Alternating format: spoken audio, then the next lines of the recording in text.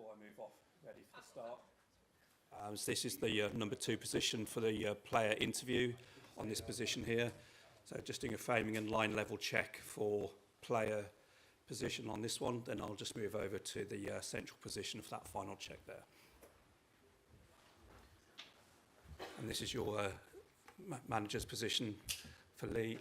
Speaking down his microphone, line level again, and final framing and line level check on this before we start. Everyone happy? Anyone need any more? Right, thank you very much.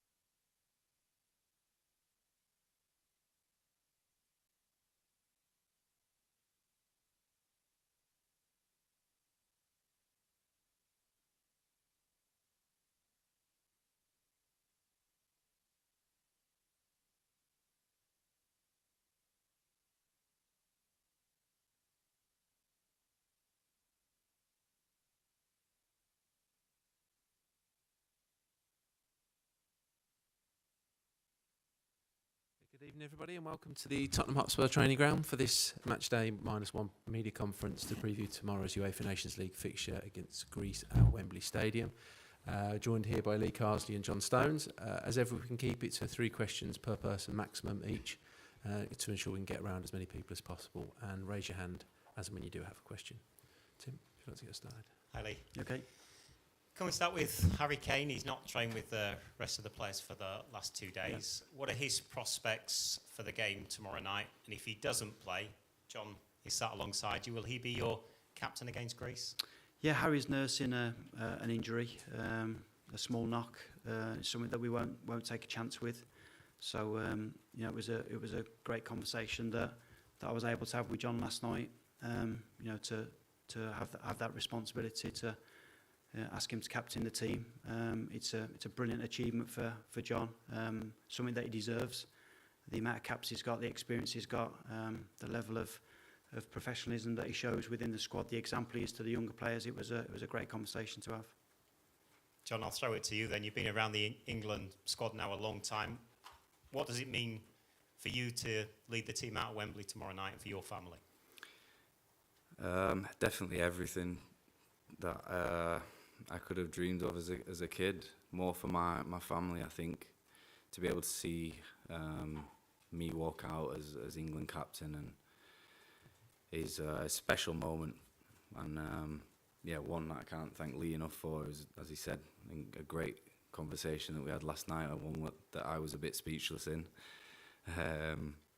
but an incredible moment for me, and it's a bit more normal actually today. Everything resumes as normal. The preparation, the training that we've done, and our focus is the same. So, yeah, to be walking out with the armband on is an absolute honour, and one that I'll cherish forever. Lee, can I ask you about Cole Palmer? Yeah. Seems to be the man of the moment. Has he done enough to earn a start now for England? And I'm just wondering, you mentioned last week about his versatility and even potentially playing at left back. Where do you see his best position? Where can he be most effective for you? Yeah, probably not left back. Yeah, I think Cole's in fantastic form. I think he's carried that into this week. He's such an exciting player, a player that I've worked with for 4 or 5 years now. Cole, along with a lot of the other attacking players, have put themselves into a great position to start the game tomorrow. A game that we're really looking forward to against a tough Greece team. So hopefully we can get a good performance. Hi Lee. A quick turnaround and not too much time on the training pitch. So will that affect the team that we see tomorrow night at Wembley?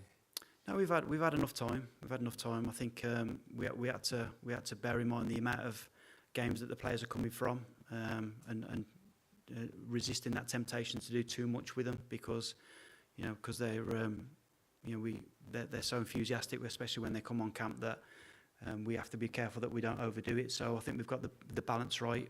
We've had a really good session today. We travelled down, so I think the lads are now just looking forward to getting to the game tomorrow. Jack Grealish missed the session this morning. Will he be available for the match tomorrow? We'll assess Jack later. Yeah, I think Jack just picked up a slight knock yesterday, but you know, our attitude would be that we wouldn't gamble with any of the players. I think it's important that, you know, we put them first rather than ourselves. And just a question for John. John, you know Cole well from his time at Man City. Obviously, he was important for England at the Euro, scored in the final. But what he's done over the last year and how he stepped up for England, has it surprised you? No, I was a huge fan of Cole as soon as he came into our first team setup. What he brought to the game, how he played as if he was in the park. I was sad to see him leave. Made him aware of that. But what he's gone on and done is credit to him. How he's conducted himself, how he's stepped up in big moments. Is honestly credit to Cole and what he's doing, and he's in a good moment, and I hope that continues for as long as possible. And what he, as you mentioned before, what he'd done for England and scoring in the final, he's experienced those big games now and big moments, and hopefully more of that to come. Bellingham Foden, Palmer. Will you pick one number 10, do you think? Or can you see a prospect of them all playing in one team? How big an issue is that number 10 shirt with so much talent on offer? Well, I think we've got a lot of options to choose from in terms of our attacking players. Like I spoke about a couple of days ago, I think it's just really important that we try and find that balance. We've got 2 games, we've got a lot of options, and hopefully we can get a really attacking performance tomorrow. We're very lucky that we've got so many options, so it's something that we have to get that balance right, the combinations right, and hopefully pick the right team. Jude could be the player with the second most appearances before the age of 22, already on 36. Is he undroppable? What impression have you had of him on his return? Well, obviously he's a fantastic player, a good person, really enthusiastic. I think he seems to take everything in his stride like a lot of the young players do. I think it's really important that we don't put too much pressure on these players, especially the younger ones. We have to make sure that we support them. But like every time I've come into contact with Jude, he's a really impressive person. Nonny, talking about his chemistry on the field with Cole Palmer, you've watched that over the years. How much, when you put together a team, will you take from your experience of playing with a lot of players and the chemistry that they have with their teams, especially when you come into situations with so many games like this and so little preparation? Yeah, I think it's important that in my mind, whenever I pick a team, that we try and get the players doing as much as they do at their clubs in terms of the positions that they're in, especially the areas of the pitch. That's really important, and also like I said about the combinations, players that play together, and obviously Cole and Nonny have got a good relationship, but we've seen throughout this week now that the players are capable of adapting quickly to each other, and you generally get that with good players. So we've got a lot of options. Jack. Hi, John. Hi. How are you finding the new era of the England team since Lee took over? Quite seamless, to be fair, which is credit to Lee and his team. We've had a great foundation that's been set for quite a few years. That's not been easy to do, and I know that Lee in the background's been a part of that throughout tournaments, and with the younger lads that have come into the squad as well that have worked with him previously. He has obviously made a stamp and put his own style on what he wants and standards, and which I think's been refreshing and really good to work with. And now it's about putting that into play and into practice in the games, and go out and deliver for not only ourselves, for Lee, his staff, and the hard work that we do on the training pitch. Has much changed for you and the other players in terms of how you go about things? In what respect? Preparation, tactically, what it's like at St George's Park? At St George's, I think it's quite similar. We've come across each other while we're there with obviously different age groups. Tactically, there's been changes. I think that happens with every manager. What they see and what they want to bring out of us, try and get the best out of us as players. Own philosophies that everyone wants to buy into, and these guys watch so much footage of us at our clubs. They try to make it as seamless as possible, that we're doing things at our clubs that we can bring into the England squad, and that's not an easy task to do when you've got so many teams and so many different managers that are telling players different tactics, and it's been trying to make it as simple as possible for us to go out there and express ourselves and do the things that we're good at, and the main aim is to win games. And Lee, now that this is your second camp in charge, can we expect to see more of your identity, more of your personality in how the team plays in the next 2 games?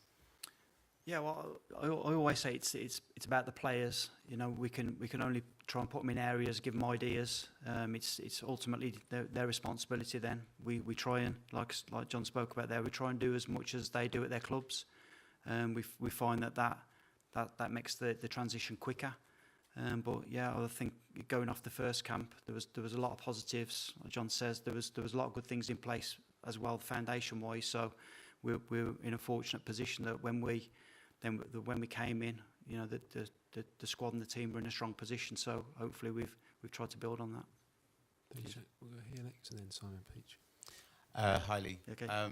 It's been well documented that obviously, you know, some of the players have like pre-match rituals, whether it be, you know, putting their right boot on before their left or having specific meals. Do you have any like superstitions or pre-match rituals that you'll be going through tomorrow before the game?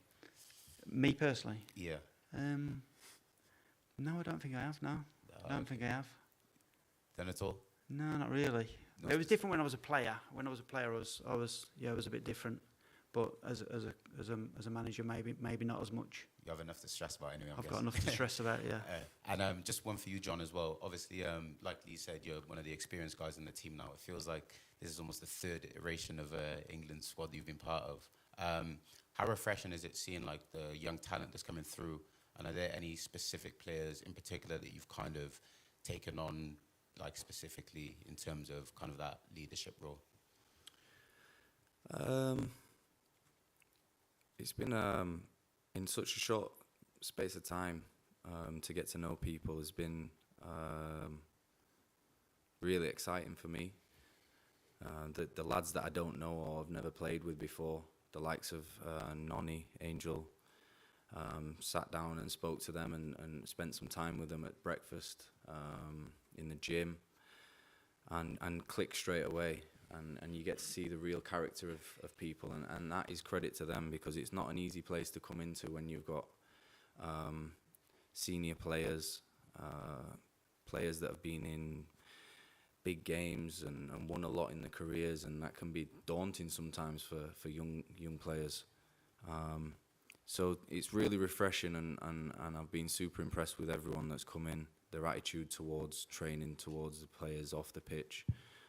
And getting to know them has been incredible, and still building on those connections. But what we've got so far, and the friendships that we've made is something that we've worked hard on over the years, and we want it to be a comfortable, easy place for new players to come in, and I think they can definitely say that they've come in and felt welcome, and which rightly so, because they deserve to be here.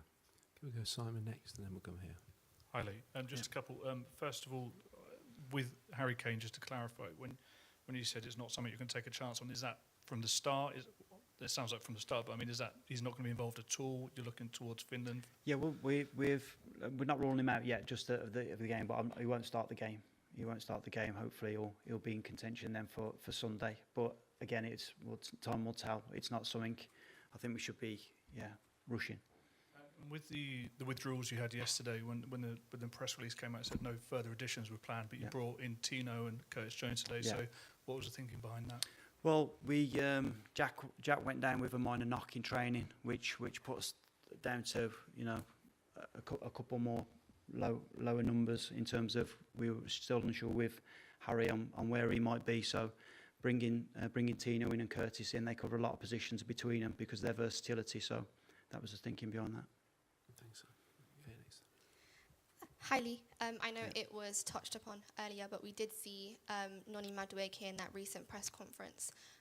With him and Cole Palmer both being called up again, and their strong sort of link up at club level with Chelsea, is that something you'd want to explore for England, and could we possibly see that partnership in the next upcoming fixtures?